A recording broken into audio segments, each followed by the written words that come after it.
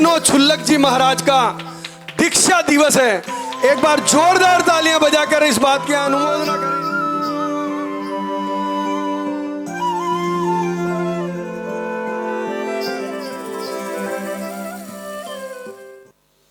क्या बोलना है?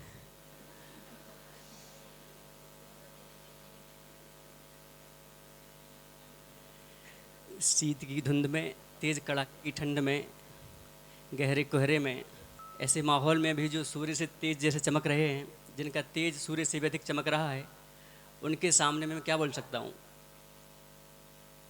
हजारों हेलोजन लाइट का प्रकाश जिनके अंदर चमक रहा है, उनके सामने मैं एक फ्यूज बल्ब जैसा हूँ, मैं क्या बोलूँगा? बार बार महाराज जी हम लोगों से कहते रहते हैं बीच बीच में कि आप लोग जाया करो, प्रवचन करो, पर हमें कुछ आता ही नहीं। हम क्या करेंगे? हम क्या बोलेंगे? हम तो अभी केवल गुरु जी के पास, महाराज जी के पास केवल सीखने आए हैं। आचार्य श्री ने हमें अध्ययन और साधना करने यहाँ भेजा है। बोलने का काम तो महाराज जी का है। अभी आप लोग देख रहे थे, पूरे 4 महीना हो गया। 22 जुलाई जब से महाराज जी का हमारा सबका प्रवेश यहाँ पर हुआ है, तब से महाराज जी ने पूरे जयपुर को हिला के रखा है। लोग उनको सुनने आते हैं, उनकी वाणी से प्रभावित होकर के लोग दूर दूर से उनके पास आते रहते हैं। अभी गायत्री नगर में जब 10 दिन का शिविर लग रहा था, तब सबने देखा है कि सुबह महाराज जी 2-2.5 घंटे सुबह, 2-2.5 घंटे दोपहर में और 1 घंटे पुनः शाम को देते थे। इतना विषय, इतना प्रमेय उनके पास है, वो हम क्या दे पाएंगे? पर चूँकि महाराज जी कह रहे हैं, उनके सामने मैं कैसे बोलूँ, कैसे क्या कहूँ? ऐसे महाराज जी जिनके लिए एक बार सतना में पिछली बार चातुर्मास था, सतना कमेटी के लोग आचार्य श्री के पास गए, तो आचार्य श्री सीधा उनसे कहते हैं, अरहम सागर कैसे हैं? मतलब आचार्य श्री ने स्वयं उनको नाम दिया अरहम सागर। तो आज के बाद आप लोग भी इनसे क्या कहेंगे? अरहम योगी। क्या बोलेंगे? जब भी कोई पूछे कि महाराज जी कहाँ हैं, कौन से महाराज जी, तो क्या कहेंगे आप लोग? अरहम योगी। और जब भी आपको महाराज जी से कुछ बात करना हो, तो आप क्या कहेंगे? अरहम श्री। क्या कहेंगे? महाराज जी नहीं, नमोस्तु अरहम श्री कह पाएंगे? जिनके मन वचन काया में अरहम समाया हुआ है, वो अरहम श्री हैं, अरहम योगी हैं। तो हमें उन्हें अरहम योगी और अरहम श्री कहने में संकोच नहीं होना चाहिए। इनके सामने मैं क्या बोलूं? ये आचार्य श्री के शिष्य हैं। आचार्य श्री कैसे? वो आचार्य श्री जो अपने सारे शिष्यों पर अनुग्रह रखते थे। एक बार की घटना मैं आपको बताना चाहता हूँ। छुल्लक श्री गणेश सागर जी हैं, हमसे ज्येष्ठ। उनकी जन्म नगरी विदिशा शीतल धाम में गुरु जी का चातुर्मास चल रहा था आचार्य श्री का। उस समय हम उनके कक्ष में थे। आचार्य श्री प्रवचन करके आ रहे थे, कक्ष में हम पहले से पहुंच गए थे। तो आचार्य श्री हमसे कहते हैं, ब्रह्मचारी जी ये पाठा थोड़ा अलग करो। जब आचार्य श्री ने हमसे ब्रह्मचारी जी कहा, ब्रह्मचारी अवस्था में, तो सुनकर बहुत आश्चर्य हुआ। पूरे कांटे वहीं खड़े हो गए शरीर के। कितने बड़े महान आचार्य और हमें ब्रह्मचारी जी संबोधन कर रहे हैं। ये उनकी एक ब्रह्मचारी के ऊपर अनुकंपा रहती थी। उसके बाद छुल्लक जियों पर अनुग्रह कैसे करते थे? तो जब 2023 में ग्रीष्मकाल चल रहा था हम लोगों का महाराज जी के साथ सहपुरा में, तो जयपुर के पंडित शीतल प्रसाद जी वगैरह विद्वान महाराज जी के पास आए और उनसे निवेदन किया कि महाराज जी आपका इस बार का चातुर्मास जयपुर में हो, ऐसी भावना हमारी है। तो महाराज जी कहते हैं आचार्य श्री के पास जाओ। महाराज जी ने उनको आचार्य श्री के पास भेजा। आचार्य श्री उस समय डोंगरगढ़ में विराजमान थे। पंडित जी आचार्य श्री को कहते हैं कि आचार्य श्री, पूज्य प्रणम्य सागर और चंद सागर जी महाराज जी का चातुर्मास जयपुर में हो, हमारी ऐसी भावना है। तो आचार्य जी कहते हैं 3 छुल्लक जी भी हैं। जब ये हमें बताया और हमने सुना तो बहुत अच्छा लगा कि आचार्य श्री अपने अदने से शिष्यों पर भी कितनी कृपा रखते हैं। उसके बाद एलक जियों पर कैसे कृपा रखते हैं वो बताना चाहता हूँ। 2022 में जब 10 लक्षण के अवसर पर पूज्य आचार्य भगवान ने हम सभी ब्रह्मचारियों को, जब दीक्षा नहीं हुई थी, तो तत्वार सूत्र का पाठ करने सिरपुर में बुलाया था। हमने उत्तम संयम का दिन चुना था और उस दिन सुबह आचार्य जी के पास हम गए। हमने कहा आचार्य जी कभी तत्वार सूत्र का पाठ किया नहीं है, बनता नहीं है। बोले कब है? हमने कहा आज ही है। बोले हो जाएगा। और उस दिन ही आचार्य ने हमें पड़गान दिया। हम सब ने मिलकर आचार्य जी का पड़गान किया। तभी हम बैठ के आचार्य से बात ही कर रहे थे, तभी एलक सिद्धांत सागर जी वहाँ पर आते हैं। तो आचार्य श्री उनको दूर से देखकर कहते हैं कि देखो निर्यापक एलक जी आ रहे हैं। ये देख करके एलक जी भी हंस दिए, आचार्य श्री बहुत जोर से हंसे। तो ये एलक जी पर कैसे आचार्य श्री करुणा रहती थी, ये मैंने आपको बताया। ऐसे महान आचार्य श्री के शिष्य यहाँ पर विराजमान हैं, उनके सामने मैं क्या बोलूँ। फिर आरिकाओं के ऊपर कैसी कृपा रहती थी। एक बार आचार्य श्री जी का बिहार चल रहा था, उनके साथ हम भी थे। तभी कोई गांव के लोग आए और आचार्य श्री को कहते हैं कि आचार्य श्री, हमारे नगर में किसी का चातुर्मास हो, ऐसी हमारी भावना है। तो आचार्य श्री कहते हैं गुरुमती जी को भेजा है, वो आ रही हैं। और फिर उनसे कहते हैं कि देखो बड़ी आरिका है, बहुत अच्छे से चातुर्मास कराना। तो ऐसी अपनी शिष्याओं पर, आरिकाओं पर कैसा अनुग्रह रखते हैं। ऐसे महान आचार्य श्री के शिष्य हमारे सामने विराजमान है, उनके सामने मैं क्या बोलूँ। फिर मुनिराज पर कैसे अनुकंपा करते हैं। नेमावर की बात है, ये सारे संस्मरण से घटनाएं हमारे सामने की हैं। सबके अपने अपने संस्मरण होते हैं, सबके अपने अपने विचार होते हैं। एक बार नेमावर में आचार्य महाराज जी थे, जंगल से लौट रहे थे। गेट के पास में एक जूते चप्पल रखने का स्टैंड था, वहाँ पर कुछ महाराजियों के फोटो लगे हुए थे। उन फोटो में आचार्य श्री नहीं थे, पर संघ के 2-3 महाराजियों के फोटो थे। आचार्य ने उस स्टैंड को और फोटो को देखा, फिर अपने कक्ष में पहुँचे तो संघ के साधुओं से, महाराजियों से और कमेटी वालों से कहते हैं आप लोग क्या करते हो, साधु की बुराई करना नहीं जानते हो, जूते चप्पलों के पास में मुनिराज का पंपलेट लगाते हैं क्या। ऐसे महान आचार्य जो मुनिराज की फोटो का भी इतना सम्मान करते हैं, वो साक्षात मुनियों को कितना सम्मान करते होंगे। ऐसे महान आचार्य के शिष्य हमारे सामने विराजमान है, उनके सामने मैं क्या बोलूँ। फिर आचार्य स्वयं आचार्य पद की गरिमा कैसे रखते हैं और आचार्य का सम्मान कैसे करते हैं, वो मैं आपको बता रहा हूँ। जब भी कोई आचार्य श्री के पास कोई व्यक्ति आते और उनसे कहते कि आचार्य श्री हमें ऐसा नियम दे दीजिए, और इसी बात को जब आचार्य श्री अपने प्रवचन में सुनाते हैं तो आचार्य श्री क्या कहते हैं कि आज सुबह कुछ व्यक्ति आए थे, वो हमसे कह रहे थे महाराज हमें कुछ नियम दे दीजिए। मतलब आचार्य श्री ने कभी स्वयं अपने मुख से ये नहीं कहा कि मैं आचार्य हूँ या आचार्य श्री हूँ।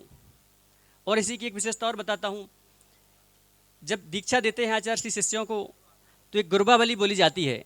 तो गुरबावली में बोला जाता है आचार्य के द्वारा, आचार्य श्री शांति सागर महाराज, तत्शिष्य आचार्य श्री वीर सागर महाराज, तत्शिष्य आचार्य श्री शिव सागर महाराज, तत्शिष्य आचार्य श्री ज्ञान सागर महाराज और तत्शिष्य आचार्य श्री विद्यासागर महाराज, ऐसा बोलना चाहिए। पर आचार्य श्री जब दीक्षा देते हैं तो गुरबावली का उल्लेख ऐसे करते हैं, आचार्य श्री शांति सागर महाराज, तत्शिष्य आचार्य श्री विद्यासागर, आचार्य श्री वीर सागर जी महाराज, तत्शिष्य आचार्य श्री शिव सागर जी महाराज, तत्शिष्य आचार्य श्री ज्ञान सागर जी महाराज, और उनकी परंपरा में दीक्षित हो रहे हैं पूज्य मुनि श्री प्रणम सागर जी महाराज। ऐसे महान आचार्य जिनने अपने मुख से कभी अपना नाम नहीं लिया, उन आचार्य श्री विद्यासागर जी महाराज के शिष्य हमारे सामने विराजमान हैं, उनके सामने मैं क्या बोलूँ।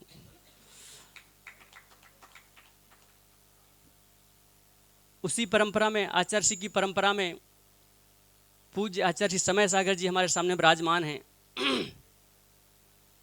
आचार्य समय सागर जी आचार्य श्री के वंश के अंश हैं। ये शब्द पूज्य महाराज जी ने 16 अप्रैल को कहा था कि यदि आचार्य श्री के वंश का अंश कोई दिखता है, किन्हीं में दिखता है, तो वो पूज्य आचार्य श्री समय सागर जी महाराज में दिखता है। लोग हम लोगों से पूछते हैं कई बार।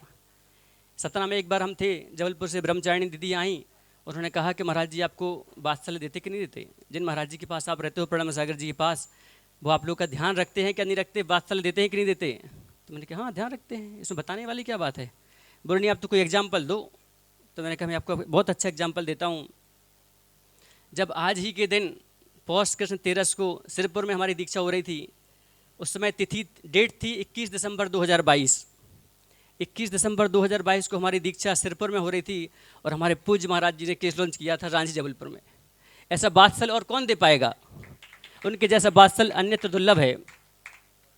जिन गुरु को अपने शिष्यों की चिंता रहती है, यदि हमारे शिष्य की आज दीक्षा हो रही है, वो उनका उपवास होगा, तो महाराज जी ने भी उपवास किया और हमें याद करते हुए उन्होंने भी हमारी दीक्षा का उत्साह मनाया था। ऐसे महाराज जी हमारे सामने विराजमान हैं, उनके सामने मैं क्या बोलूँ। पूज्य आचार्य समय सागर जी महाराज जो आचार्य श्री के परंपराचार्य हैं, पूरे संघ ने मिलकर उनको आचार्य बनाया है आचार्य श्री के संकेत से। आचार्य समय सागर जी के गुणों के बारे में मैं क्या कहूँ।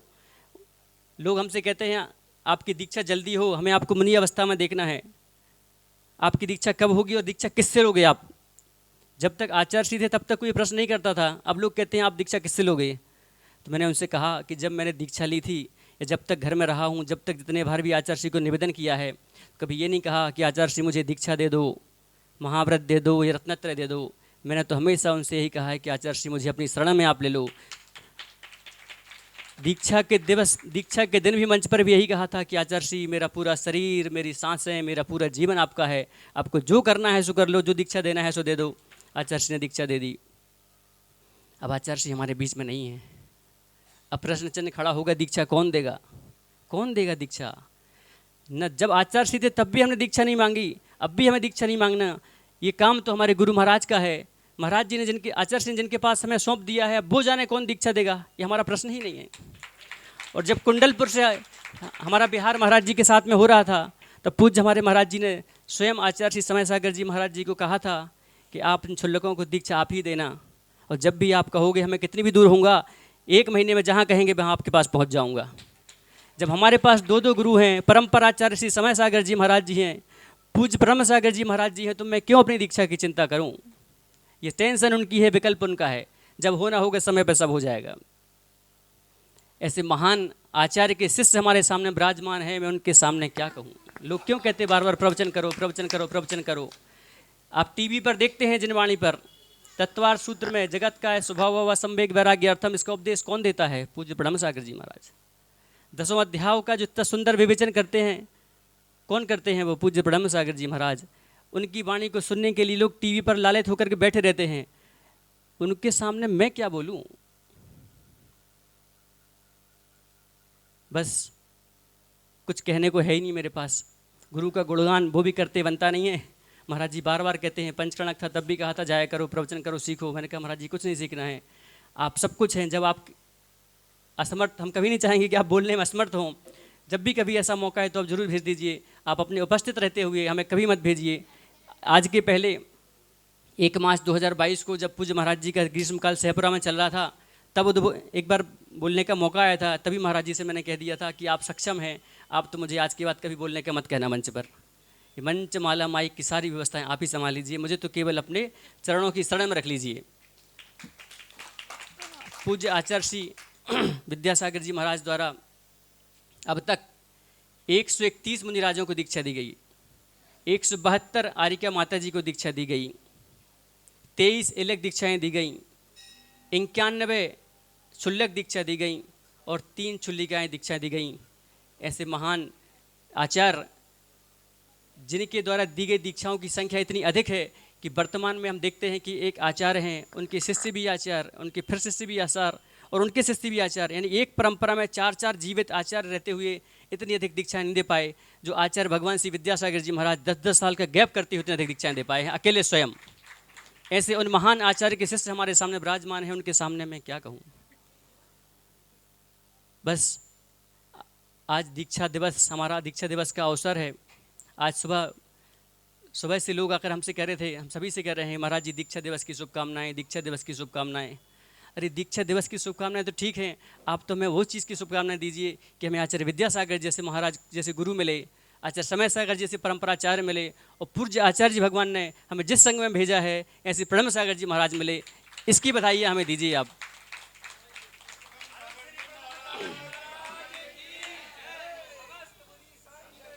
जब से हम लोग महाराज जी के संग में आए हैं, 14 मार्च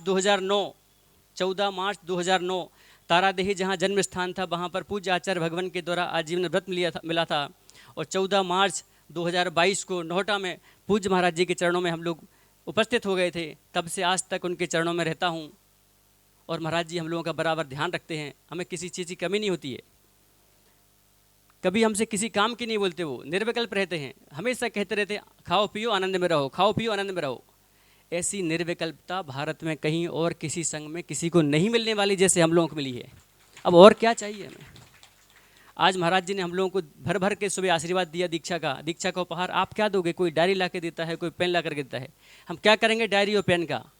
हमें तो पूज्य महाराज जी ने आज सुबह सब कुछ दे दिया और पूरे जीवन जीने की राह सिखा दी कि हमें किस तरीके से अपने गुणस्थान को आगे बढ़ाना है। केवल पिच्छी का मंडल लेने से ही गुणस्थान नहीं बढ़ते हैं, अंतरंग की विशुद्धि से गुणस्थान बढ़ते हैं। और जो चारित्र धारण किया है, चारित्र तो अंतरंग की वस्तु है। पिच्छी का मंडल तो मात्र बाहर से आ जाएगा और समय पर आ ही जाएगा वो, पर अंतरंग में सुधार हमें करना है। ऐसा उपदेश पूज्य महाराज जी ने दिया है। ऐसे उपदेश देने वाले साधु हमारे पास विराजमान हैं, उनके सामने मैं क्या कहूँ?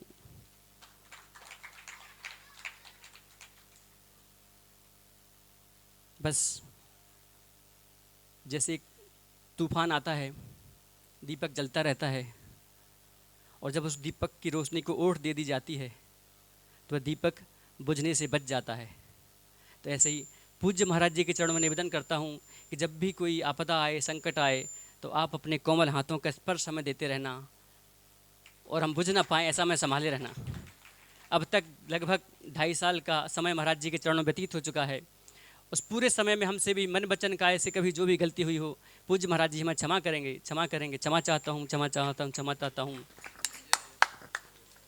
त्रैलोक्य दीक्षा गुरुवे नमोस्तु, ये वर्धमानोऽपि निजोन्नतो भूत्। प्रागण्ड शैले पुनरद्रिकल्पे, पश्चान्न मेरु कुल पर्वतो भूत। बोले कुंडलपुर के बड़े बाबा की, अंतरिक्ष श्री श्री पार्श्वनाथ भगवान की।